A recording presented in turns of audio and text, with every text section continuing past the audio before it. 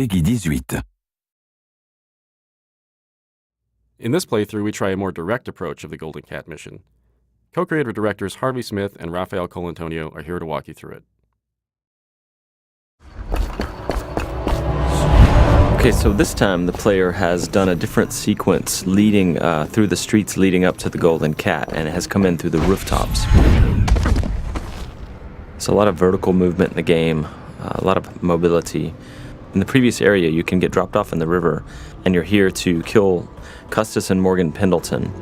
And therefore, there are several different ways to enter the Golden Cat area. In this playthrough, we're going to do very brutally.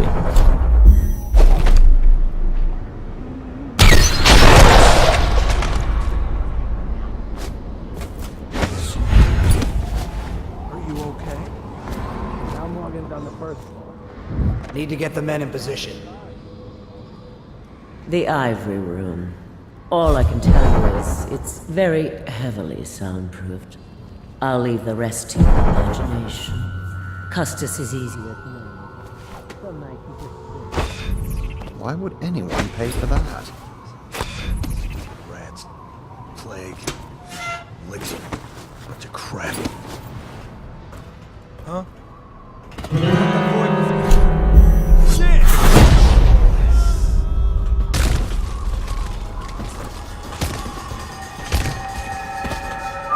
This is a drop attack.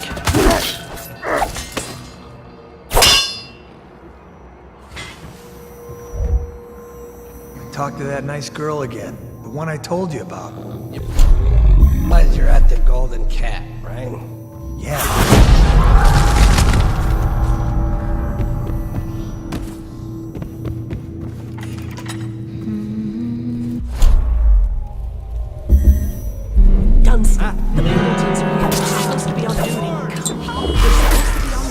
Obviously, playing this way has got consequences. Some of them is that we track the number of deaths and innocents that the player killed, and this derives the ending, but also derives some of the little story beats all along the game. And besides, playing this way is actually very consuming in terms of resource.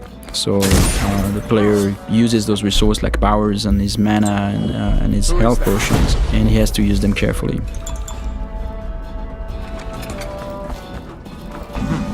Might be worth checking out.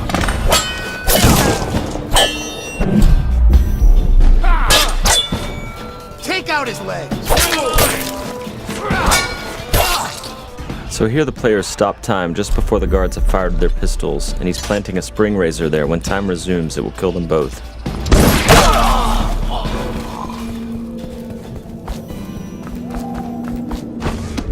Find me out!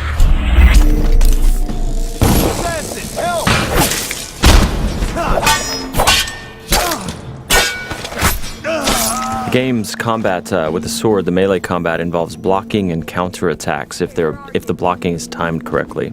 I hear you.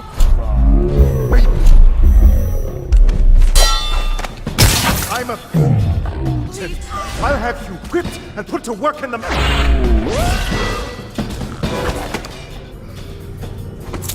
So both targets have been assassinated.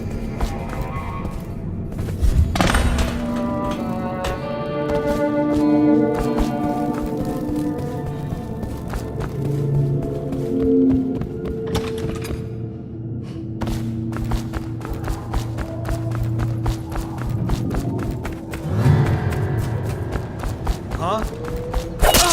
Someone help me out! Someone get over here! Help! Someone!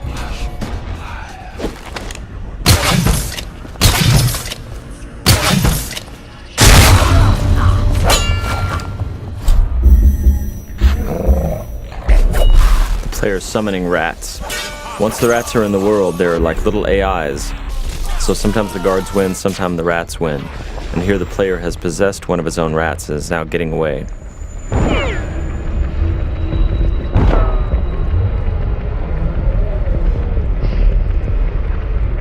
And that's the end of the violent, messy playthrough of the Golden Cat.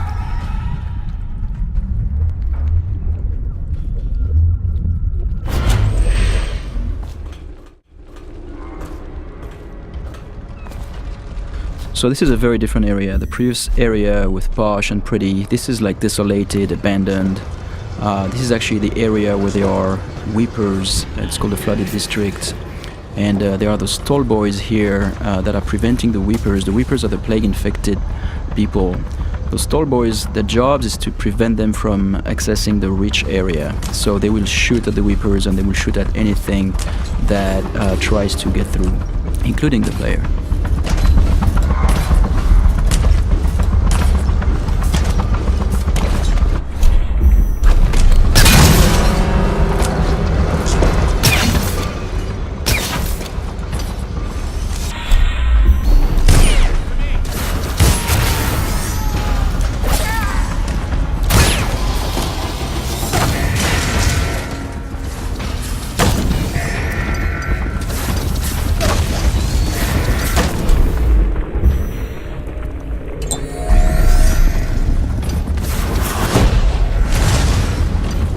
Here we're using Wind Blast to bounce back the arrows at the tall boys.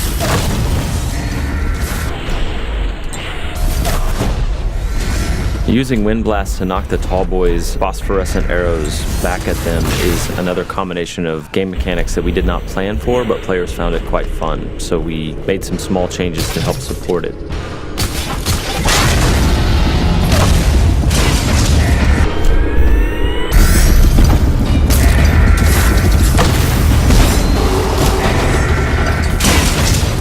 These Stiltwalker guards, the tall boys as they're called, have vulnerable tanks of whale oil on their backs that they use for their incendiary arrows. And so periodically the player is shooting at those tanks, stopping time, trying to get behind them.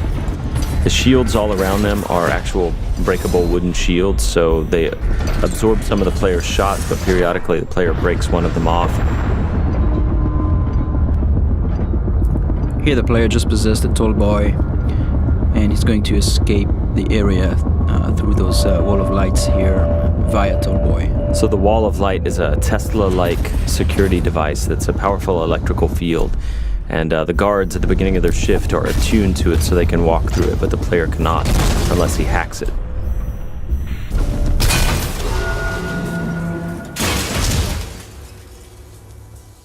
Thank you for watching.